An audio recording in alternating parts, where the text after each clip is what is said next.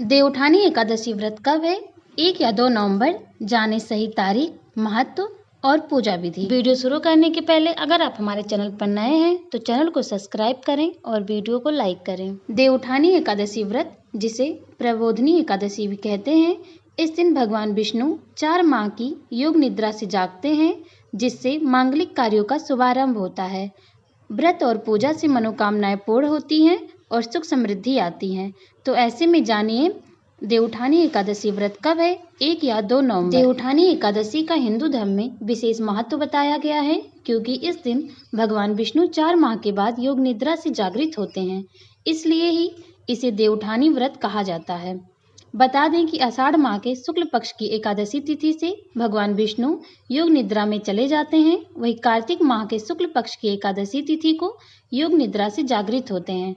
तो ऐसे में आइए जानते हैं देवउठानी एकादशी कब मनाई जाती है। जाने देवउठानी एकादशी की सही तारीख, महत्व और पूजा विधि। पंचांग के अनुसार देवउठानी एकादशी तिथि का आरंभ 1 नवंबर को सुबह में 9:12 पर होगा और 2 तारीख को रात में 7:32 तक रहेगी। ऐसे में सूर्योदय के अनुसार देवउठानी एकादशी का व्रत 2 नवंबर को किया जाएगा।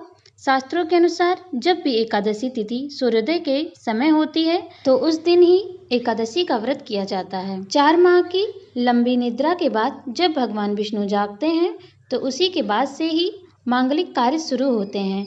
देवउठानी एकादशी को प्रबोधिनी एकादशी के नाम से भी जाना जाता है। इसी दिन से 4 माह से बंद मांगलिक कार्य जैसे शादी, मुंडन, गृह प्रवेश आदि का आरंभ हो जाता है।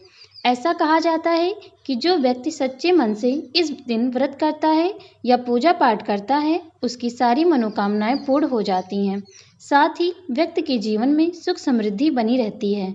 वहीं इस दिन पूजा करने से माँ लक्ष्मी की भी विशेष कृपा बनी रहती है। देवउठानी एकादशी पूजा विधि। इस दिन सुबह जल्दी उठकर स्नान करें। इस दिन विशेष रूप से पीले वस्त्र को धारण करना चाहिए। इसके बाद भगवान विष्णु और माँ लक्ष्मी का ध्यान करें। पूजा स्थान को अच्छे से साफ करके भगवान विष्णु और माँ लक्ष्मी की प्रतिमा स्थापित करें। अब गंगा जल से उन्हें स्नान कराएं। अब पीला चंदन, पीले फूल और पंचामृत का भोग लगाएं। इसके बाद दीपक जलाकर व्रत कथा सुनें और अंत में आरती करके पूजा संपन्न करें।